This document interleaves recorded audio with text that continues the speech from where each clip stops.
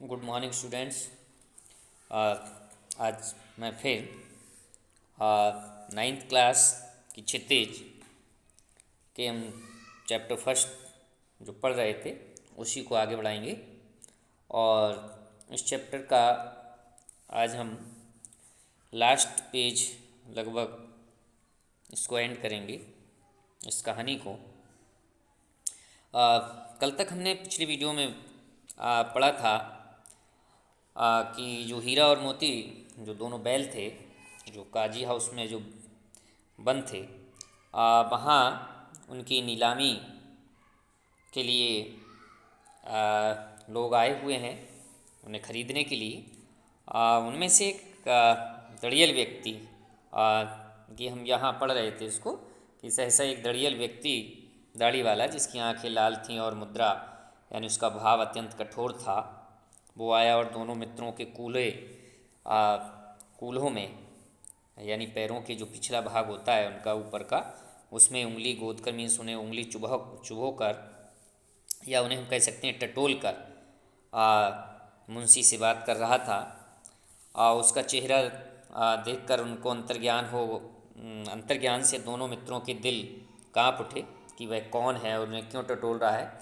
इस विषय में उन्हें कोई संदेह ना हुआ। दोनों ने एक दूसरे को कह सकते हैं डरे हुए, भीत मीन्स डरे हुए नेत्रों से देखा और सिर झुका लिया।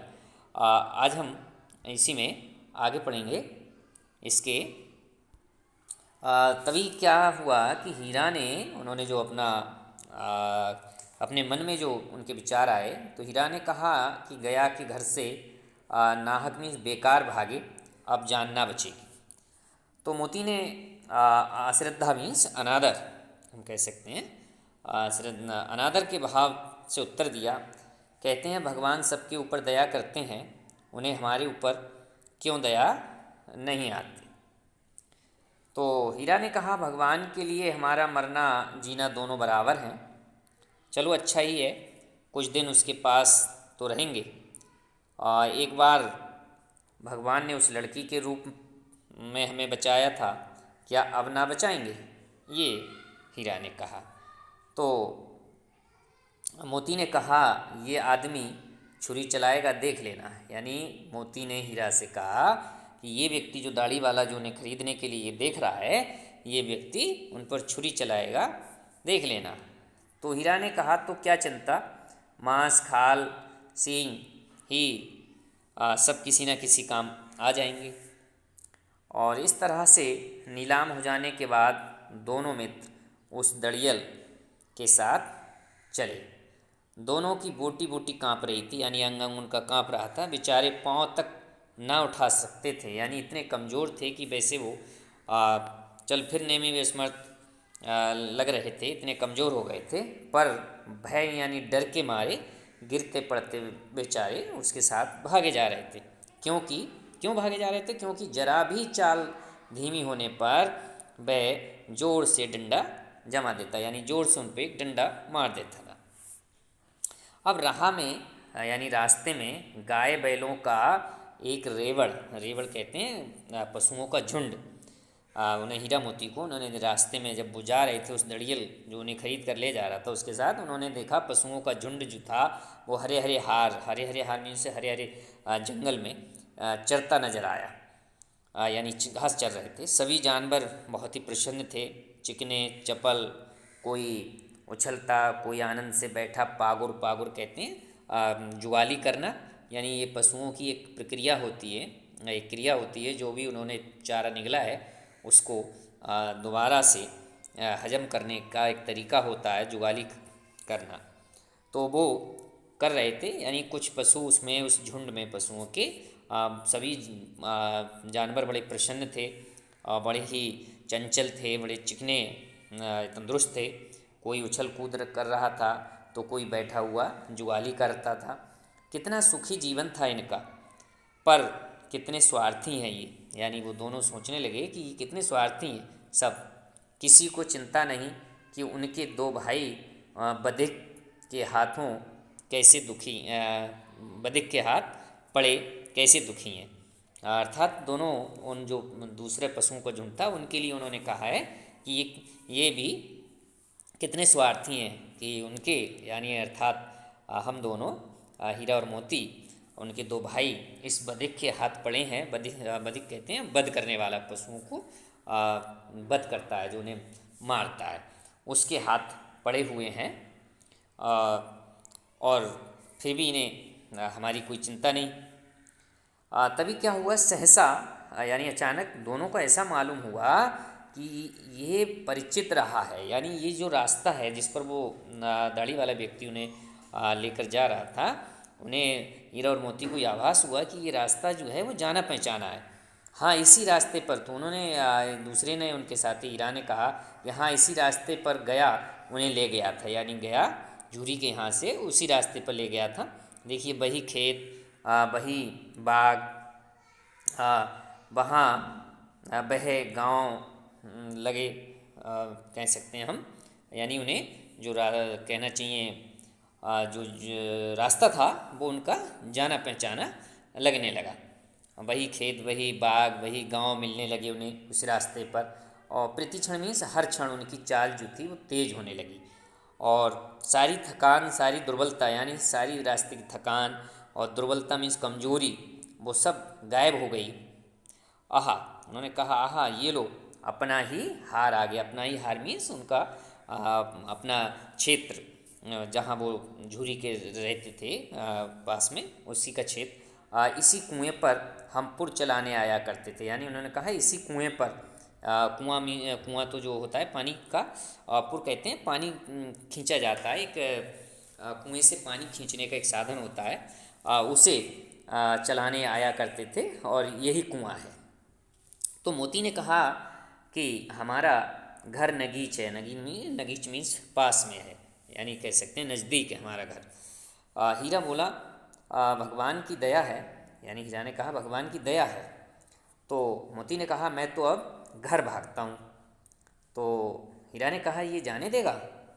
तो मोती ने कहा इसे मैं मार गिराता हूँ। तो हीरा ने कहा नहीं नहीं, दौड़कर थान पर चलो, वहाँ से हम आगे ना जाएंगे। यानी दौड़कर, थान मीन्स जो पशुओं को बांधने का स्थान होता है, यानी झूरी का, उन्हें वो उसका अपना पुराना मालिक का जो कह सकते हैं गांव, या उस रास्ता उसका, उसी रास्ते पर जा रहे हैं, और वो गांव, उसकी जगह जहाँ वो बांधे जाते थे वो पास में है। तो उन्होंने कहा वहीं भागकर चलते हैं। तभी दोनों उन्मुक्त कैसे हम कह सकते हैं, मतवाले होकर या पागल होकर, बछड़ों की भांति कुलेलें करते हुए, बछड़ों की भांति उछलते हुए, कूदते हुए दौड़ पड़े, घर की ओर दौड़ पड़े। और वह थान, वह हमारा थान, थान मीन्स वही पशुओं को बांधने की जगह। उन्होंने कहा वह देखिए हमारा थान है, पशुओं को बांधने की जो जगह है। हम दोनों दौड़कर अपने थान पर आए और खड़े हो गए। यानी दोनों जो थे वो दौड़कर अपने थान जहाँ वो बांधे जाते थे वहाँ जाकर खड़े हो गए, और पीछे से दड़ियल भी पीछे पीछे दौड़ा चला आता था। जो जिस व्यक्ति ने उन्हें खरीदा था वो भी पीछे से आ गया। झूरी द्वार पर बैठा धूप खा रहा था, यानी जो उनका मालिक था पुराना, वो द्वार पर अपने दरवाजे पर बैठकर धूप सेंक रहा था, कह सकते हैं हम। बैलों को देखते ही वह दौड़ा और उन्हें बारी बारी से गले लगाने लगा। यानी उसने देखा अपने बैलों को, तो वो बारी बारी से दोनों को गले लगाने लगा। मित्रों की आँखों से आनंद के आंसू बहने लगे, यानी हीरा और मोती के आँखों से आनंद के आंसू बहने लगे। एक झुरी का हाथ चाट रहा था, और तभी क्या हुआ कि दड़ियल ने जाकर बैलों की रस्सियाँ पकड़ लीं। यानी वो जो दाढ़ी वाला व्यक्ति था, जिन्हें वो काजी हाउस से ख़रीद कर लाया था, उसने जाकर रस्सियाँ पकड़ लीं। तो झुरी ने कहा कि ये मेरे बैल हैं। जो मालिक था उसने कहा ये मेरे बैल हैं। तो उसने दाढ़ी वाले व्यक्ति ने कहा कि तुम्हारे बैल कैसे हैं? मैं मवेशी खाने से नीलाम में लिए आता हूँ, यानी मैं मवेशी खाने मीन्स पशुओं का जो होता है, वहाँ से मैं नीलाम में लेकर आया हूँ। तो उसने कहा मैं तो समझा कि चुराए लिए आते हो। यानी झूरी ने कहा कि मैं तो समझाऊँ तुम चुरा कर लाए हो।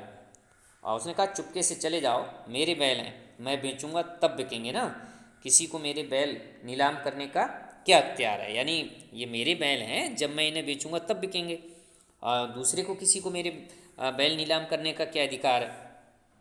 तो इस तरह से उसने कहा कि जाकर थाने में रपट कर दूंगा, यानी जाकर मैं थाने में सूचना दे दूंगा, रिपोर्ट कर दूंगा। मेरे बैल हैं और इसका सबूत ये है कि ये मेरे द्वार पर खड़े हैं। दाढ़ी वाला जो व्यक्ति था, दड़ियल व्यक्ति, वह बैलों को ज़बरदस्ती पकड़कर ले जाने लगा, यानी उन्हें आगे बढ़ा उन्हें पकड़ने के लिए। तभी उसी वक्त मोती ने सींग चलाया, यानी मोती ने जो था उस पर सींग से हमला किया और दड़ियल यानी दाढ़ी वाला जो व्यक्ति था वो पीछे हटा और मोती ने फिर उसका पीछा किया। मोती ने उसका पीछा किया और इस तरह से दड़ियल जो था, दाढ़ी वाला व्यक्ति, वो भागा और मोती पीछे पीछे उसको दौड़ा और गांव के बाहर निकल जाने पर वह रुका, यानी मोती ने उसको दौड़ा दिया, अर्थात उसको खदेड़ दिया गांव के बाहर। और गांव के बाहर खड़ा दड़ियल रास्ता देख रहा था कि दूर खड़ा धमकियां दे रहा था, गालियां निकाल रहा था, पत्थर फेंक रहा था और मोती विजयी शूर की भांति, यानी विजयी वीर की भांति उसका रास्ता रोके खड़ा था। गांव के लोग ये तमाशा देखते और ज़ोर से और हंसते थे। जब दड़ियल हार कर चला गया तो मोती अकड़ता हुआ लौट आया। हीरा ने कहा, मैं डर रहा था कि कहीं तुम गुस्से में जाकर मार न बैठो। तो उसने कहा, अगर वह मुझे पकड़ता तो मैं बेमारे ना छोड़ता, यानी अगर वो दाढ़ी वाला व्यक्ति मुझे पकड़ता, मोती ने कहा, तो मैं उसको बिना मारे नहीं छोड़ता। तो उसने कहा अब ना आएगा, यानी अब नहीं आएगा। तो उसने कहा आएगा तो दूर से ही खबर लूँगा, यानी अगर आएगा तो मैं दूर से ही खबर लूँगा, देखूँ कैसे ले जाता है। और इस तरह से उसने कहा कि जो गोली मरवा दे, यानी हीरा ने कहा अगर एक गोली मरवा दे, तो उसने कहा मर जाऊँगा पर उसके काम तो ना आऊँगा, यानी मरना मंजूर है लेकिन उसके काम नहीं आऊँगा। हमारी जान का कह सकते हैं, हमारी जान को कोई जान ही नहीं समझता, अर्थात हम बैलों की भी हमारे अंदर भी जान है और वो कोई समझता ही नहीं, इसलिए कि हम इतने सीधे हैं।